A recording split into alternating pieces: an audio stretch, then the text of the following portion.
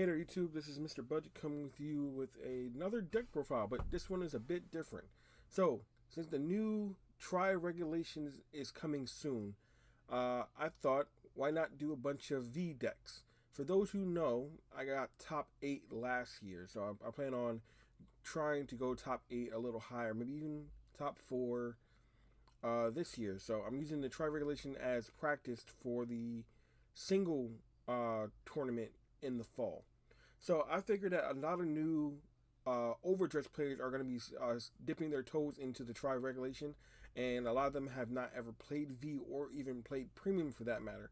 So I figured why not make a bunch of updated V decks that they could use or could build themselves to at least have a fighting chance in this wild uh, format that they might find themselves in. So this is going to be one of many other videos I'm doing. We have me and my good friend Cedric are coming up with a bunch of alternative decks that people could try. Very player friendly, very user friendly. People who just started in these formats could use. So the first one that I'm going to re-showcase is Oracle Think Tank Witches. I believe this is a very good contender for the upcoming tri regulation. It's very easy to use, it is very defensive, and it can be very offensive if played properly. And it doesn't take much to play it properly. So we're gonna break it down, go through the pieces, and just sorry, that's my phone. Break it down, go through the pieces, and maybe give you a test hand at the end of the video. So as always, we start with our boss unit, 4 copies of Benetite Witch Yo-Yo. Yo-Yo is usually the unit that you want to have. She is your trump card of the deck. The original trump card will be the next card I'll be showing, but this is now the trump card of the what this deck is based around. So for those who don't know, all you new overdressed players are stepping into this format. Benetite has a Vanguard and front row rear guard ability that when your opponent is on grade 3 and your Vanguard with Witch in his card name is the first attack, at the end of that battle you may counterblast 1 and then choose a grade 3 Witch in your hand and rewrite it as the Vanguard. And in her other ability is that if a grade 3 Witch rides on top of her, you can do one or two things. Gain a new protect marker or move her to a rear guard circle. So her ability allows her to be very flexible in how or where you place her. But Bushiroad was very wise in not giving her the ability to be put on any rear circle, because you would just stick her in the back row and just keep abusing her ability. By her being in the front row, she has the possibility to be hit, making it a bit fair. The other grade 3 that we're playing are 3 copies of Scarlet Witch Coco. Now, this used to be the boss unit of this deck until we got Benetite.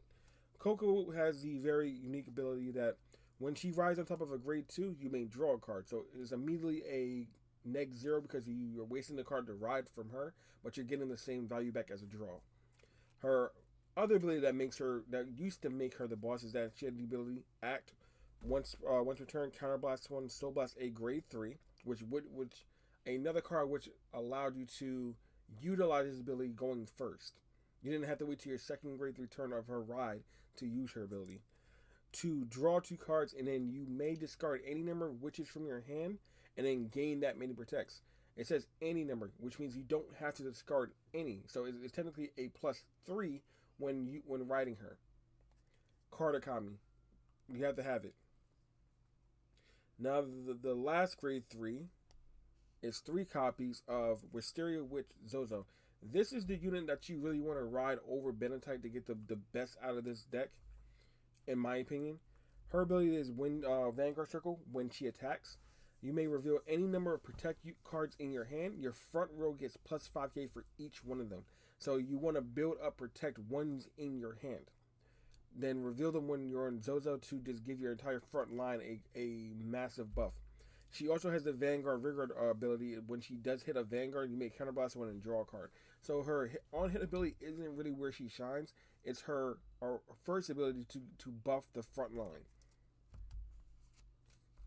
You play 10 grade 3s. You want to see as many of them as possible. For the grade 2s, we play 4 copies of Cobalt Witch Poo Poo.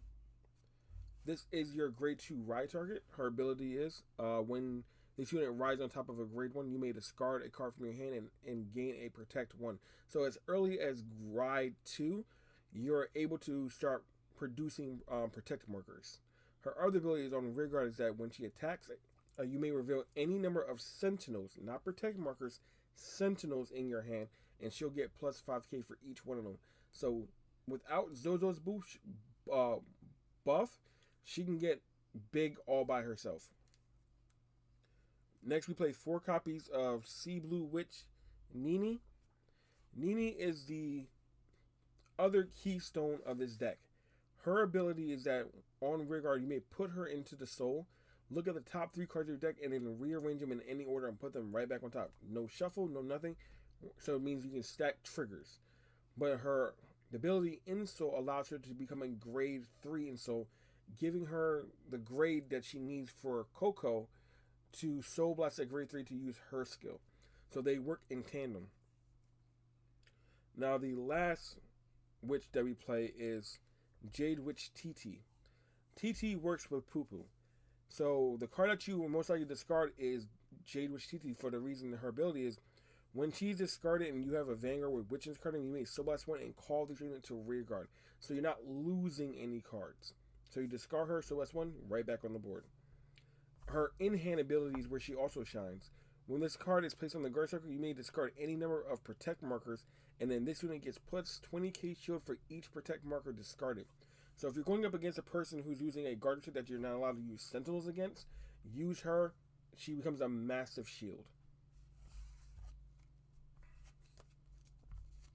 Next, we're going to go into the grade 1s. We play 4 copies of Citron Witch Mumu. Mumu is your searcher. Her ability is on, her first ability is when she is rolled upon by a card with which you may draw a card. If you notice, each one of the grades allows you to draw a card by riding or riding from another grade. Her rear guard ability is Soul Blast 1 rest this unit. Look at the top 5 cards of your deck, reveal up the 3 cards with witch in their card name, and add 1 to the hand. If you are not able to reveal 3, she is moved into the soul. And you can add a copy of herself. And she is not a hard once per turn. So you can do her skill as many times as you have copies of her and soul to utilize. Next is the oddball of the group. 4 copies of Sprout Witch Roro. Roro is really only here just because she has the witch name. Her ability isn't anything to write home about. When you ride a grade 3 witch, you may Soul Blast 1 and call her to rearguard circle. And then she also has the ability that if the attack that she boosted hits a Vanguard, you may counterblast 1 and put her into soul and draw 1 card. So she really doesn't do much other than just being a 10k shield and a witch card. There aren't any other V era witch cards that outside of a vanilla are even available. There's just not any other cards, so she has to be a part of the deck. The last grade 3 we run are our grade 3 searchers. This deck lives and dies by its grade 3s. So we run 3 copies of Divine Sword Aminamoru. As all grade 3 searchers, when placed from the hand, Vanguard or Rearguard, you may look at the top 5 cards, add a grade 3, discard a card. His unique ability is that if you reveal a card during your turn, he gets plus 5. That is his ability. So you play 10 grade 1s. Sorry, 11 grade 1s, if I'm not mistaken. Yeah, 11 grade 1s. Grade 0s. Starter can be any starter you want. They all do the same thing. You play 4 copies of the grade 3 heal trigger because during the grade 2 turn you are going to want to defend yourself. You can opt to use a 20k shield heal triggers if you feel more comfortable with that, because after grade 2 they really don't do much other than become 15k shields. So this is your flex spot with your triggers. Next we play 4 copies of Divine Sword Kushigi. This is your sentinel for the deck because you make protect markers. You don't need perfect guards. And draw perfect cards or even grade 1 perfect cards will not do you much because you need the space for the other grade ones, and the draw perfect cards will deck you out in this deck. You do draw a lot and filter your deck a lot. But the more important part is you want to end the game as fast as possible. So we play a total of 12 crit. You don't want your opponent to gain any threshold or any footing. You want to end the game as much as possible. So you want to keep stacking triggers to the top of your deck, mostly crits. The reason why we use this one, because again, it's a crit, it's a sentinel, it works with all the other cards in the deck. You just want to end the game as possible. So 12 crit. Trust me, you'll have enough defenses in your hand to last a lifetime. So we're going to shuffle the deck up a bit here, and then I'll give you a test hand so you can see what the deck kind of looks like from grades 0 to 3. So I find this deck very interesting because not many people play this deck. Many people don't see this deck as a option or even meta relevant. But if you play right, know your matchups, be a bit patient, and not overextend too much, this deck can catch your opponent off guard because, again, they don't know what your deck does. So I'm going to give it a bit of a shuffle, give it a half cut, and let's see what we get. So our opening hand is grade 1, crit, grade 3, that's a good grade 3, and another grade 3. So let's say you're going to go first. You're going to put down the crit, and then, all right. So we have no grade 2s. But the good thing is that we got the searcher for the deck in hand. And you can use it as early as turn 1. So give the deck a good cut again. So then we'll draw for turn, grade 1. So we will just go ahead and ride Sprout. Skill the starter, draw a card. We would call Moo skill, rest, Soul Blast. Look at the top 5. So we're looking for a grade 2, found 1, found 2, found 3. We will reveal 3 different witches. The other 2 cards go back to the top of the deck. We want to add Poo Poo because that's our right target. The other 2 cards go back and then shuffle the deck. Because we revealed 3 witches, Moo stays on the board. So the deck gets a good shuffle. Here you can go anywhere from here, but I would just pass turn at this point. You don't need to, like I said, you don't need to overextend. You got your grade 2 right target. Your opponent will attack, take the damage, no trigger, stand, and draw. Ride Poo Poo skill. You may discard 1 card from your hand, so we'll discard a copy. And you may gain an imaginary gift, Protect. Once again, this is a Protect 1 deck. So we add a Protect. So now we're 1 Protect up. So we want to do a bit more digging in our deck. So we'll rest, Soul Blast, reveal the top 5. 1, 2, 3, 4, 5. Reveal 1, 2, and 3. Return the other cards. So we'll add a copy of Yo-Yo. So you have all the grade 3s you need for your next turn.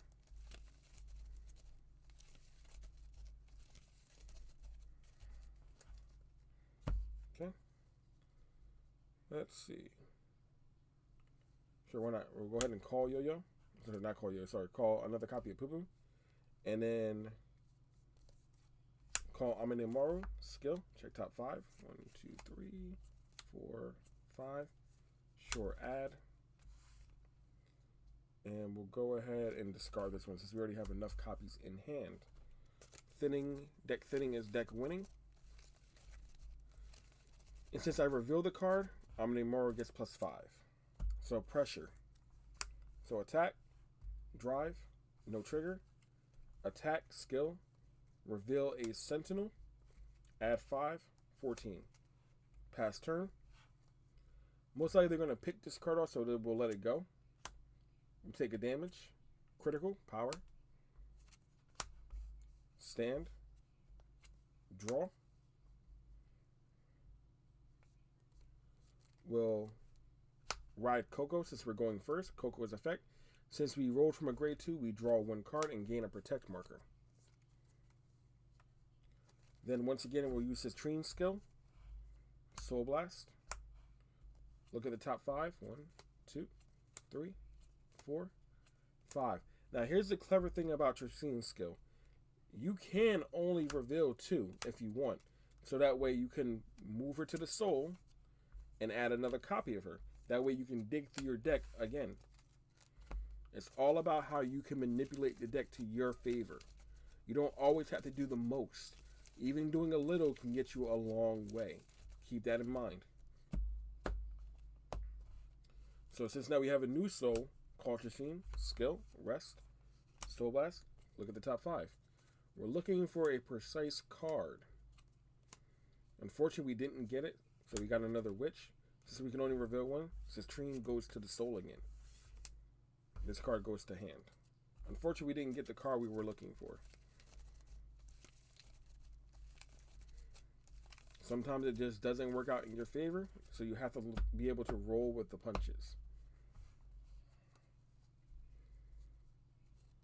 So we would call, look at the top 5. 2, 3, 4, and 5. Reveal Coco and drop Coco. We have enough grade 3s in hand, so at this point we're just deck thinning so we hit more triggers. Unfortunately, we weren't able to use Coco's ability because we didn't have the grade 2 that becomes a grade 3 in the soul. So we just called on the grade 2. Now, during your first turn, because if you're going first, your opponent is going to be at grade 2, so you would not be able to use the full skill. So you would just attack, Twin Drive, critical. So like I said, we're deck thinning, crit power, second check, critical, crit power. If your opponent did not guard it, that's already 3 damage. And then swing, guard whether or not, pass turn. Now your hand is sitting at 1, 2, 3, 4, 5, 6, 7, 8, and 9 with 2 protects. Your opponent's going to have a hard time breaking through your hand. So let's say, for example, we guard, we perfect guard, and we let the last attack go through just because. So now here's where things get a bit interesting. So now we're on our second ride. We stand, we draw, and now we ride Poo-Poo. Not Poo-Poo, sorry. Yo-Yo. We gain another protect. We drew into another Citrine. Citrine skill, rest. We're looking for a precise grade 3. So let's view. Off the top 1, 2, 3, 4, 5. Reveal 3. We're looking for this one.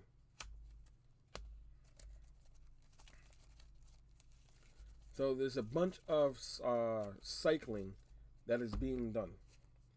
So now that we're all set up, we can go ahead and call another copy of Yo-Yo just for so we have a decent front row. You always want to start with the Vanguard. Now your opponent's at grade 3. This will be 12 at the Vanguard. Mind you, since you revealed, these are now +5s. Twin Drive. Critical trigger. Let's say your opponent perfect guards. You'll put +10k in a crit here. Second check. Heal trigger. Let's say you do heal 1. Give all power here. Skill of the Vanguard. Counterblast 1. Discard 2 cards.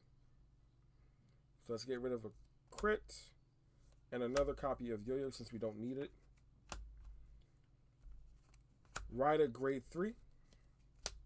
Ride. Skill. Protect. Skill of Yo-Yo. Since a grade 3 witch rolled upon her and we don't want to move her, gain another protect. So now the Vanguard will swing again. Again, this Vanguard does not lose dry checks. Reveal skill. Revealing 4 protects gives +20k to the front row. So now, Twin Drive once again. No trigger. Critical trigger. So within 4 dry checks, we hit 3 crits. If they perfect guard this again, give all the effects here this time. So now you have crits on both sides. Swing and swing. Most likely this is enough, but if not, you already have 1, 2, 3, 4, 5, 6, 7, 8, 9 cards in your hand which 4 are protects. You have a sentinel, 2 sentinels, and enough cards to defend to get you to the next turn. This deck is very underrated, but it is very easy to pilot. It is a 1-2 punch combo that will leave your opponent stunned and wondering what happened. So if you guys like this video, like what you saw, if you guys are interested in using this deck in the upcoming Tri-Regional, please leave a like, comment down below. Let me know how far you got with Oracle Witches. And we will see you here next time.